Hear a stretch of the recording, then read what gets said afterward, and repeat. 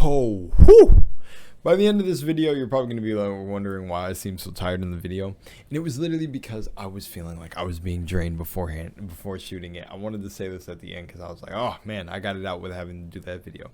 So, kind of felt like one of those boring, long lectures you kind of sit through in class. But it's worth it if you get through it. And yeah, I love you guys. Bear with me. I was literally felt like I was being drained before shooting it. So I'm all good now. But you're going to have to face a tired Lunar in that video. All right, love y'all. Peace and enjoy. And apply these laws and you will see a wild change in your life. You really will. Because when you make yourself aware to this knowledge, one, you never have to look at it again because your brain has absorbed it and stored it. But if you really start walking with these laws, man, you'll reach that higher vibration you're looking for. All right, peace out. Peace out, peace out. Much love as always. Welcome back, ladies and gents. Sending out tons of love. So I already did this series on my YouTube channel a while back, and it was cool because I seen people discovering it later in the future, but I decided let's do an update on it just to basically drill in the fact that if you understand these 7 laws, you really do not need anything else. And honestly, I was going to say I'm going to prove it to you, but you just need to prove it to yourself. But I'm going to just prove that basically everything that you hear anybody talk about falls under these 7 laws. And really what it is just everything else is a vehicle. So whether it be Neville Goddard, whether it be trying to think, there's so many masters, but there's just so many in my head, from Dr. Pokram to Dr. Ali Malbay to Brother Panic to who do we got, to even methods by Nikola Tesla, by even methods by who do we got, man? There's so many speakers and so many just alchemists out there. But if you can truly understand and make these laws make sense to you, then you literally don't need anything else because this is your knowledge. So the first law, or the first principle, is the principle of mentalism. It's right here. Also, shout out to whoever made this website because I keep this favorited. I love it. But the principle of mentalism. The all is mind, the universe is mental. The Kybalion.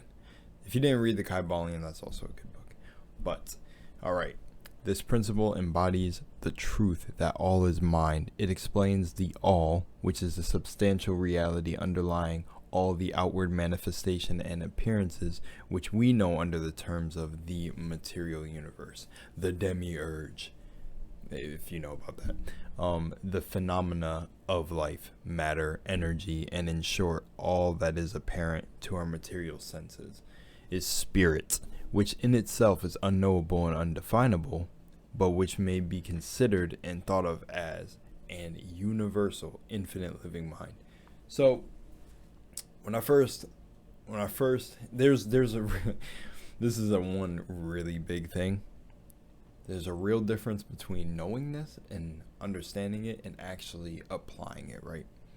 So, I'm going to show you guys some examples of actually applying. How do you apply these laws? How do you actually, really use them in your day-to-day when you just if you want to use the video that I feel like the niche for me that I'm very, very well versed in, and it's reality being an emotional mirror, because every time it's almost like as soon as I speak something will take place next. So an example of this is actually, I don't know what I want. I actually don't want to talk about this because I feel like this is a personal little technique by my boy that I just talked to the other day. So I don't want to tell his technique, but I can give a good example. It's like candle meditation. To your mind, right? This candle would not be living. It would not be living, right? Inanimate object, inorganic, blah, blah, blah. That's the surface level of things. But if the all is mind, if everything here is mental first, this is technically living. And you guys know exactly what I'm talking about. It's the same concept of a kid giving a soul almost to an inanimate object, like a teddy bear, or y'all are gonna call me weird for this, but I had a pet rock. And it's like, you didn't want to lose that pet rock. You almost wanted to feed that pet rock. It was like that was your best friend. And I used to wash it. I used to even spray cologne on it to make it smell nice. And I realized that when I got older, that those were symbols. And it took me a minute, because when I first awakened, I was like, holy shit, I didn't even realize I was doing most of these things as a kid. But that was, what do they call it? Like a talisman. It was almost like a young age talisman, or like a wand, you can imagine. Something to bolster your power that's already within you, because you believed in so much in this little thing that it made it real. So, in fact, if the universe is all mental and all mind, from that point forward, it is real. Crazy cool concept. And with the candle, it is, I was just thinking, like, I actually was recommended to watch the Object show on YouTube, so that was a cool thing. But there was a candle in there. Her name was Senti. And basically in the Object show, that was like objects having consciousness. And if the universe is all mental, maybe they do. Maybe it's a night of the museum sort of thing, where when we're not all looking, fucking our room. What about this? When we lose objects in our room or misplace something, my boy and I used to make a joke about like gremlins stealing our stuff and hiding it somewhere in the room. And it's like that thing when your mom comes, though, and she immediately finds it. Stuff like that. It's funny to me. And it's like, what, did the object get up, grow legs, and run away and then hide somewhere? But yeah, so universe is mental, and the way to apply it is just really think of everything around you as living. And funny enough, it's like even when people give names to their cars, it's when people just be like, oh, this is my baby or whatever, and it's like, never let me down, blah blah blah. Or what's another good example? I was gonna think of a car. Yeah, this is actually a really good one. Oh no. Let me think of a better one. It's almost like you have like when someone, I would say this is a bit more old school, when someone says, oh, this is old reliable right here. And it's like old reliable is really kind of beaten up, aged, but it's old reliable because it still has not broken down, and you talk to it as if it's its own living entity, which from that point forward, when you give it life, technically it is. You put life into it. That's what a god does, right? So yeah, I really enjoy this one, because if you can understand this and apply it to your everyday life, honestly, it gets goofier and funny. And it actually, if you believe this, and reality is an emotional mirror, and you're putting positive affirmations into something you're using, this could even be taken to food. This one is, I'm sitting on this one longer, because to be fair, this is almost like one of the most important laws in my mind, because if you understand this, then you can beat the whole game. Like you can get rid of depression, anxiety, all of that. If you understand that everything is your mind, and then you understand that you're also creating all of those things. But this has even been proven with food. If a chef is having a bad day, or say your mom's having a bad day, and she cooks your food and she's pissed off, when you eat that food, you will get a stomach ache. And some of you could probably pull up instances where this has happened. Or even when there's some of you, I don't know, everyone's traumatic back past, but if there's a fight in the house at breakfast, it just makes eating feel way different. It's because everything is energy, everything is mental. So yeah, just something to think about. Moving on to the second one now. We've got the second one, the principle of correspondence. So this is what you hear everyone talk about. As above, so below. And I think it's as within, so without, the other one. I can't remember the other one, but as above, so below. Principle of correspondence. So this principle embodies the truth that there is always a correspondence between the laws and phenomena of various planes of being in life. The old Hermetic axiom ran in these words: as above, so below; as below, so above. And grasping the principles gives one the meaning of solving many dark paradoxes and hidden secret of nature. There are planes beyond our knowing, But when we apply the principle of correspondence to them, we are able to understand that much that would otherwise be unknowable to us. The principle is of universal application and manifestation on the various planes of material, mental, and spiritual universe. It is an universal law. So this one, as above, so below, as above. This is a great one because I had a talk with a girl recently. And what I noticed is I think when in our conversation we were talking about like believing that there is, I want to say a paradise or a heaven, right? And then I started to think about as above, so below, right? And then I realized, oh, it's just like this. There is a heaven. Though, I really don't think that the people who think they're going to achieve heaven. Now, I don't truly stand by this, right?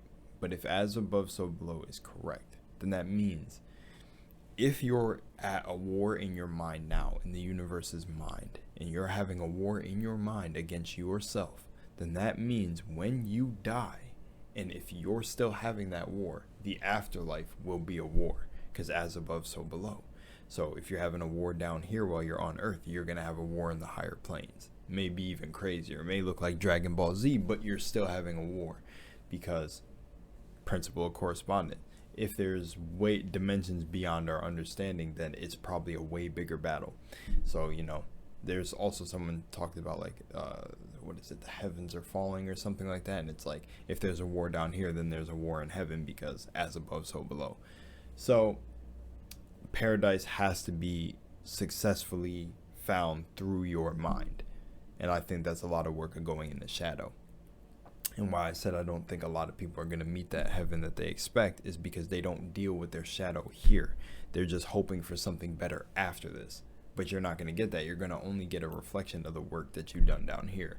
So if you didn't do too much work, then you're going to get wherever you're at. So it may not be a hell, but it could be the same as this. Never know. But it's pretty simple. It's like a pretty simple principle, as above, so below. I remember a bar by my mentor, which is they can't hold me down, because as is below, so is above. And then I don't remember the rest of the lyric, but basically saying that in your mind, if you believe you're a giant and you cannot be stopped, and the universe is mental, imagine where you're at as the source. So they can't hold the source down, so they can't hold you down here. It's just as above, so below. It's kind of easy. It's just like, it's like a mirror. It's cool. As above, so below itself is like a mirror saying, because as within, so without. You're looking into a mirror. If you were looking at the mirror above, the reflection would be as, wow. I just connected that. That felt pretty cool. All right. Third, the principle of vibration. Nothing rests, everything moves, everything vibrates. Now, this one's pretty cool. This one is pretty cool because this one touches into when people talk about creating your own reality, talking about manifestation, law of attraction, vibrating on the right frequency, tuning into the right radio station. That is this principle. Everything moves, nothing rests. And you learned this in science, I think, when we learned it about the molecules, solids, liquids, gases, I think, solids, liquids, gases, I'm pretty sure. I can't remember, but you seen how the particles were, like gases are really like spread out, molecule, molecule, molecule. Water or liquids are more like flowing, but they're closer together, and you kind of see them take any shape, and it's like, that's why Bruce Lee is like, be like water, my friend. And then you got solids, which are all compacted together, but you look at them and they're all slightly going like this. And the principle of vibration, when I first heard this one, it immediately made me think about the Flash. And I'll bring up a Flash clip when he learned to like phase through things. Actually, you know what? To be safe, I don't want to get the clip just copyrighted. So you know what I will say is, you got some homework. Pause the video and go look up the Flash phasing through things, and he had to vibrate his hand to pass through the molecules. I think he had to vibrate faster or at the same speed that the object was vibrating to go through it. But it immediately made me think about that. So, yeah. I didn't even read it, but the principle embodies the truth that everything is in motion, everything vibrates, nothing is at rest, facts which modern science endorses, and which each new scientific discovery tends to verify. And yet, this hermetic principle was enunciated thousands of years ago by the masters of ancient Egypt. The principle explains the difference between different manifestations of matter, energy, and mind, and even spirit. Result largely from varying rates of vibration from the all, which is pure spirit, down to the grossest form of matter. All is in vibration. The higher the vibration, the higher the position in the scale.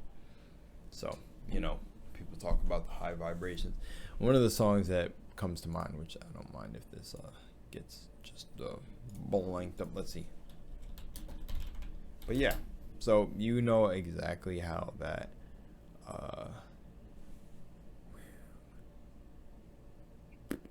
what is it? How that corresponds to manifestation when people be talking about, I got to get on a higher frequency, this and that. But instantly, I think of this song when I think about higher vibrations. Now, I don't truly know if these are higher vibrations, but the music is just to be vibey. But I'm trying to see if this is the song. Revelation, but yeah, here.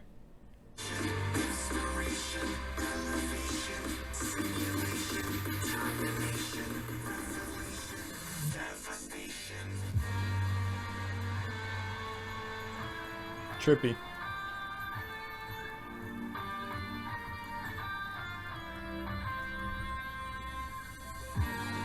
Okay, that's all you get. But, stuff like that. That's the other thing. When people say higher vibrations, all having to do with universal mental woo. But that is the principle of vibration. Now, the principle of polarity. I think this one's going to be fun for Earth. But the principle of polarity. Everything is dual. Everything has poles. Everything has its pair of opposites. Like and unlike are the same. Opposites are identical in nature, but different in degree. Extreme meets. All truths are but half-truths. All paradoxes may be reconciled. I love this one because if you watch Tenet, I can't say if you haven't watched Tenet, so I'm going to say spoiler warning. They figure this out at the end of Tenet. Because he brings up the grandfather paradox. If you went back in time and killed your grandfather, would you exist in the first place to even do it? Or would you even exist in the first place? Blah, blah, blah, those types of paradoxes. But they can be reconciled. Because basically at the end, they pretty much use time travel to win. Okay. Alright. Spoil over. Anyways, so this principle embodies the truth that everything is dual, everything has poles, or two poles. Everything has its pair of opposites, all of which were old Hermetic axioms. It explains the old paradoxes that have perplexed so many, which have been stated as follows. Thesis and antithesis are identical in nature, but different in degree. Opposites are the same, differing only in degree. The pair of opposites may be reconciled. Extremes meet. Everything is and isn't at the same time. I love this shit, man. It feels like being like a mystical giant, like a wizard reading this. All truths are half-truths. Every truth is half false. There are two sides to everything, etc., etc., etc. Yeah, literally, it explains that everything there are two poles or opposite aspects, and that opposites are really only the two extremes of the same thing with many varying degrees between them. Bro, I love polarity. You guys see rhythm, but no fair. It tried to stick out there. Yeah, the principle of polarity is pretty fun. This one actually, the man, the myth, the legend that everyone is obsessed with lately is Jordan Peterson, right? Oh, I should have been doing this. Jordan Peterson, and he actually talks about this. I think he had a segment where he was teaching his students that they are the same as the soldiers from that wore that nice little swastika, which is also funny because that's also like a future polarity in a way, how literally the symbol meant the same thing, but one used it for peace and harmony, and then the others used it for like, or just made the symbol look bad, but the swastika. But I think he taught his students, or in one lecture or something, that they are exactly the same as the people who did that. You are no different from the people who were, torturing people. And in a way, that is very, very true. And again, that taps into the whole opposites are the same, and et cetera, et cetera. We all connect to one source, blah, blah, blah. You get what I'm saying. I don't want to touch on that because it's very, very, very, very obvious, and it's just like a funny thing to say because, like, that's what I mean kind of with the whole going back to the principle of vibration. Wait, is it vibration? No, correspondence, where people think there's a heaven after this, but then you can exist here and have judgment for something you like. It's like this is actually a really cool one because I would never judge him, but the brother I met the other week, it's like, yo, he looks like, honestly, in my opinion, all his tattoos are fire. I got neck tattoos too, but kind of looks on the more rough and rugged side, right? But knows the same exact knowledge I do, like literally is in it. And he walked a completely different path of life. We are polar opposites, but we are still one and the same, which brings us so very close, because once you understand this knowledge, you get to the point where you can coexist with everyone. It's just a funny thing. It's a funny thing. And that's why I say, like, of course, like this knowledge, and if it was taught in schools, would have the earth that everyone is looking for. But this is the reason they don't teach it. And and this, even the principle of polarity, is another thing that it's like, that is being like shaken. The best thing I want to just say and then move on is your example of black students who go to Harvard and then look at black people in the projects, or it's that mentality that they're stupid, and it's like they don't even consider the principle of polarity, but they're super intelligent, and look at them as, I am you, you are me in a different life, you are a different, and we're part of the same thing. It's just I don't like to spend too much time on it because it actually, honestly, all of like reading these racks my mind that it's sometimes difficult for people to understand them, but I understand. Not everybody's supposed to get it. The ones that are really listening will get it. So yeah. All right. We go on. So polarity, yeah. Light and dark, good, bad, yin yang, etc. Polarity. The principle of rhythm. Let's jump down to this one. Boop. Everything flows out and in. Everything has its tides. All things rise and fall. The pendulum swing manifests in everything. The measure of the swing to the right is the measure of the swing to the left. Rhythm compensates. The Kybalion. This principle embodies the truth that in everything there is manifested a measured motion, a to and fro, a flow and inflow, a swing backward and forward, a pendulum-like movement, a tide, an ebb and flow, a high tide, a low tide. Between two poles which exist in accordance with the principle of polarity described a moment ago, there is always an action and a reaction, and an advance and retreat, a rising and sinking. That was all words to explain the same thing. This is in the affairs of the universe, suns, worlds, men, animals, mind, energy, matter. This law is manifest in the creation and destruction of worlds, in the rise and fall of nations, in the life of all things, and finally in the mental states of man. And with this latter, that the first Hermeticists find the understanding of the principle most important. The one in the mental states of man, which the Hermetics found the most important. Reason is because you need to understand this. You ever hear in songs where an artist, I'm thinking of Travis Scott because he's the closest one that popped up in my mind, he said, I got control of the flows, and I think Kid Cudi has said it, blah, blah, blah. Anytime you hear somebody saying, I got control of the flows or the flow state, this is exactly what they're talking about. And I actually talked about it in my flow state video too. It's like, it's literally just like unconsciously, but conscious. You're conscious that you're unconsciously being a badass.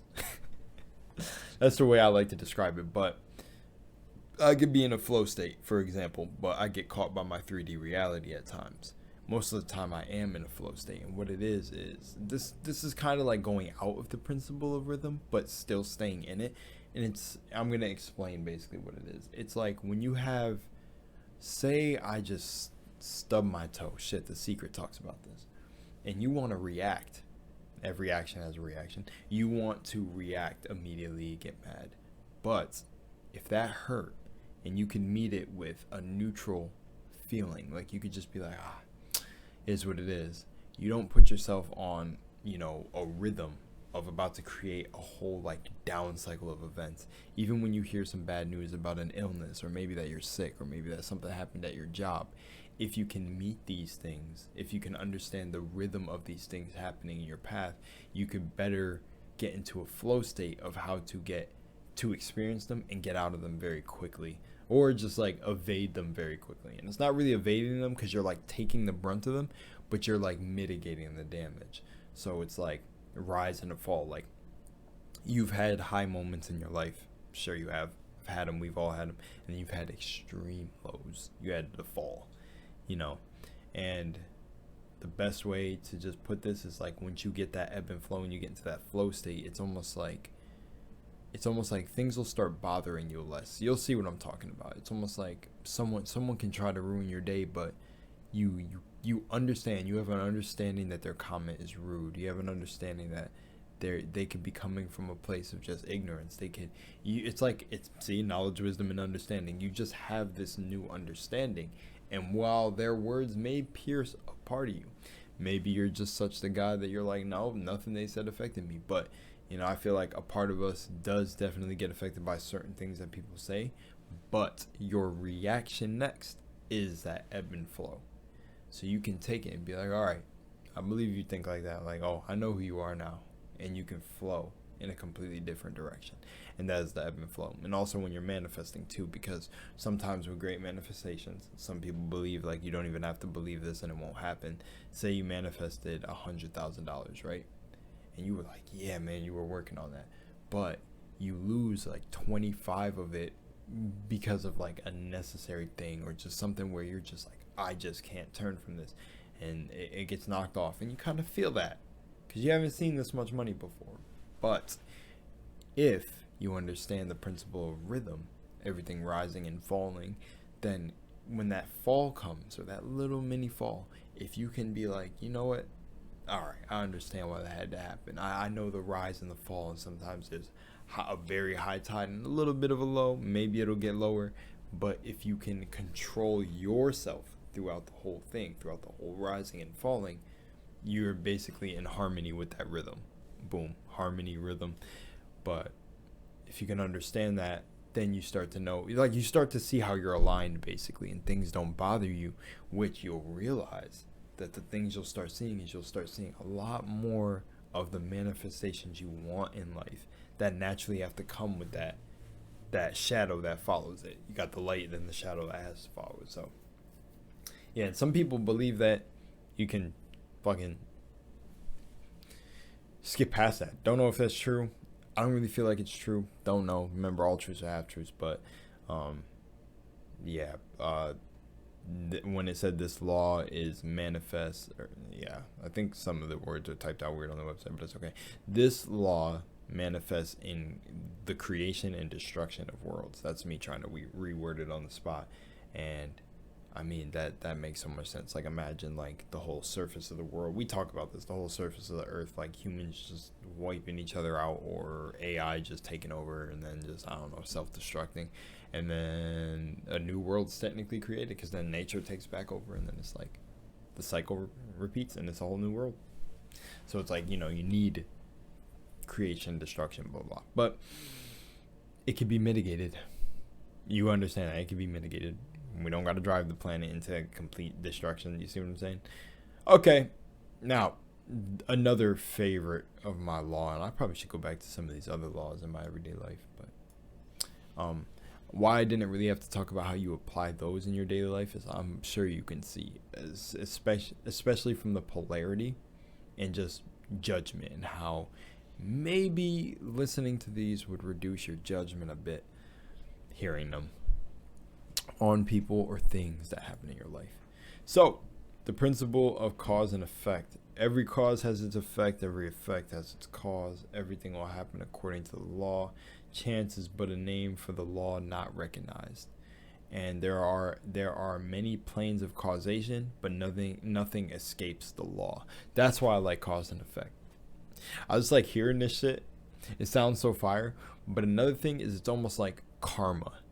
But some people say, oh, karma's not even real, blah, blah. Who knows at this point? But it's something I'd like to say.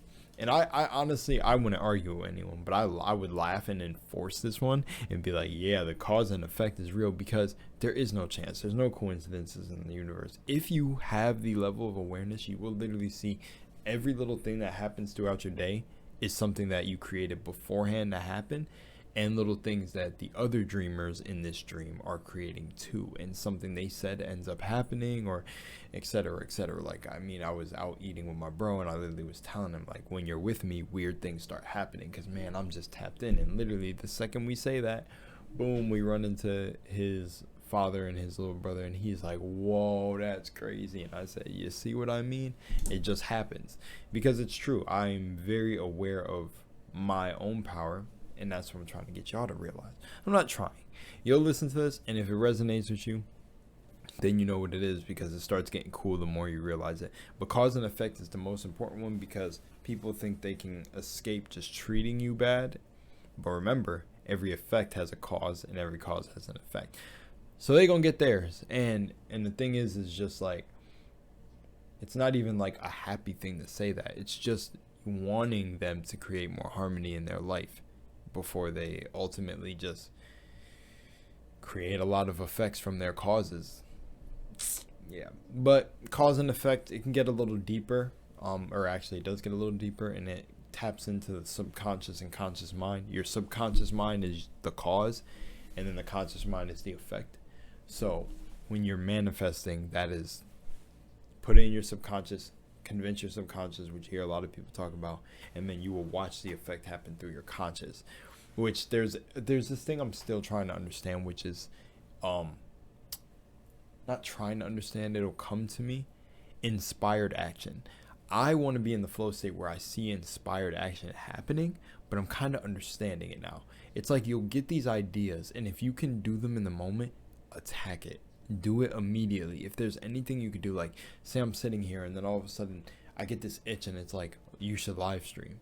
Like, and it feels like, oh shit, I should hop on stream right now. I don't know if anything's gonna happen from it. Who cares? We're not logically thinking about it. We are doing this for something higher. So yeah, cause and effect. And yeah, like I like how it's written, nothing escapes the law. And chance is only a name for a law not recognized. So people who think things happen by chance, nah, it's cause and effect. There's something you set in motion a long time ago, the cause, and now you're witnessing the effect, but you're witnessing it during time dilation. So you're thinking, oh, like, you're not thinking about something you said way, way, way back is affecting what's happening now. But yeah, that's pretty much it there. I love cause and effect. Cause and effect is so cool. But yeah, everything happens according to the law. There's nothing ever merely happens. There's no such thing as chance. That while there are various planes of cause and effect, the higher dominating the lower planes, still nothing ever entirely escapes the law. I love it. And then the last one. This one, in today's climate, the principle of gender. Gender is in everything. Here we go. Gender is in everything. Everything has its masculine and feminine principles. Gender manifests on all planes. The Kybalion. So, gender, a masculine and feminine, manifest down here as male and female.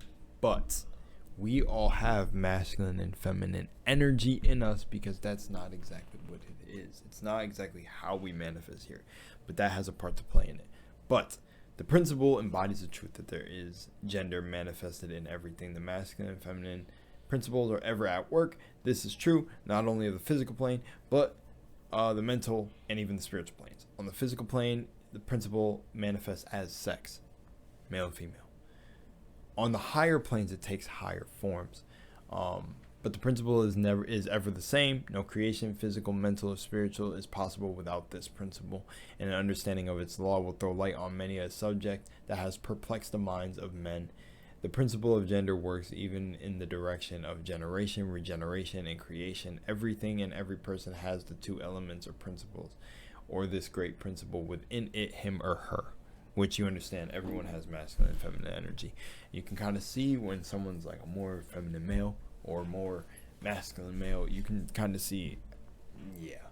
Now, what I want to bring up is this group right here. This is the best example of masculine and feminine energy. Boom, Blackpink. The group is literally masculine and feminine energy. Black associated with masculine manifest. Look at, is this a design of their thing? That's actually cool. The black and the yin, yeah, Blackpink. That's really cool. Example right there. Blackpink, masculine and feminine energies. And then the center dot, that's usually between yin and yang. I don't know what I would put there explaining this, but yeah, black is very masculine, hard, sharp color, sharp edges. It's actually why you go to stores and you see like men cologne. Let's see, we can just look this up right now. Men cologne. Men cologne. There you go. Look at it. Look at the bottles. Suavage. Suavage is a brand? Is it like Savage and Suave? What the Look, a lot of the bottles are squares. The boxes are black, squares, and then you look up woman cologne. Or woman cologne perfume, I mean. Look at, I mean, I left cologne there, which is kind of funny. Look at the bottles. Pink, lights, colors. Chanel, bottles look like this. Yeah, so the people, these higher brands, I would say some of these brands are definitely, okay, I can get into deep about it being stolen, etc., but these brands that may or not have stolen ideas from other people, etc., they understand the principles of gender and this law. They understand it. Yeah, hands down. And I would even but make a point that some of these YouTubers know it too. The laws. Well, no, everyone really should know the laws. I mean, it's you. But, I mean, like, when it comes to using the principle of gender for marketing, they definitely understand these things with colors and the shapes of things and what would catch your eye. Yeah. Oh, and actually, this is a good way to end the video. So on my, right here, I'll bring it over. Oh my gosh, it went away? No way, bro. Okay, well, I was trying to show a comment. Did it just come up when I did that? There was a comment on my Awaken with JP reaction video where I said, I really do wonder if, like, the people he was talking about, so like everything going on in the world, etc., fighting for control, if they have to exist to balance, if like this darkness has to exist to balance the light, or it's darkness is just, I don't know. And person said that really made them think, and that was a really cool comment. And I think like I'm the first person they really heard that from say something like that. But I just be wondering sometimes, because I'm just like, yo, when is light gonna start winning? Is there even any point to win? I don't know. But yeah, that is the laws of Tahuti, the laws of the universe, blah blah, love it. And yeah, that's pretty much it. That's all there is to it. If you understand these laws, man, you don't need a guru. You don't need absolutely anyone. You really have yourself, to be honest. And then go create your own experiences so that if you want to teach someone, you have the experience, because experience is the best teacher. But these are really cool. It's cool to come back and like kind of remind yourself of these laws, because they kind of snap you back into gear, not reacting in your everyday life, etc., etc. Not like facing certain things with so much judgment. There you go. And I'm out of here. Much love and moonlight. Peace.